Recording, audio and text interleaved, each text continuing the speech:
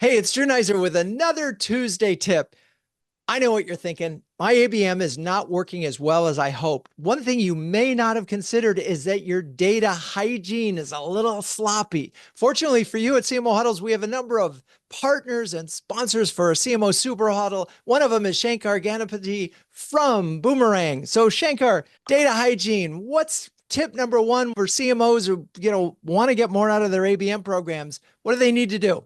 First of all, Drew, thanks for having me over. One thing I'll say is have one throat to choke versus having everyone responsible for contact data hygiene. Instead of having BDRs, salespeople, marketing, field marketing, doing things, have one team responsible, and that drives much better accuracy of contact data. Right, because someone is actually responsible. I've heard that a million times. And the biggest complaint among CMOs with sales folks is they don't keep the data, but the CMOs are responsible for delivering MQLs and SQLs. And if you don't have good data, you're not going to get there. Okay, what's tip number two? No, absolutely. Tip number two is constantly keep this data up to date. Your goal is to have 95% plus coverage of your buying committee in your ABM accounts, and people move out all the time, and new people move in their places. Having a process where every month, every week, every quarter, you are keeping the data up to date will drive more outcomes.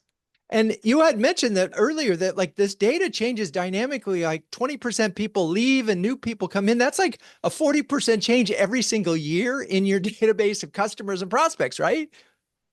Absolutely. And we've seen this across all our customers where 40% is just the norm of in terms of volume of people that change jobs, which also means in most accounts, if you're running ABM programs, 40% of your buying committee is not getting emails or phone calls, right? So that's shocking if you think about it.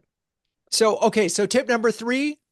Tip number three is as you think about your advocates and champions, we do a much better job in tracking where they land. More often than not, we do a good job of tracking our CXO level connections and our customers, but if we go VP, director, or even admins, who have a lot of influence in buying roles.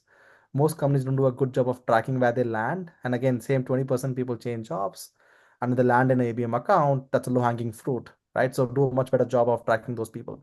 I got it. All right. So we've got one throat to choke. We're keeping the data up to date constantly because people are moving, and also track carefully your advocates. If they move to another company, that's an opportunity. Hey, if you're a B2B CMO who can share, care, and dare with the best of them, do yourself a favor, check out CMOHuddles.com. And while you're there, check out the CMO Super Huddle, which we're hosting November 8th, 2024. Shankar will be there. I will be there. It's an amazing group of individuals really coming together. Flocking awesome is the term we use to reinvent B2B marketing in 2025. I'm Drew Neiser. That's your Tuesday tip. Peace out.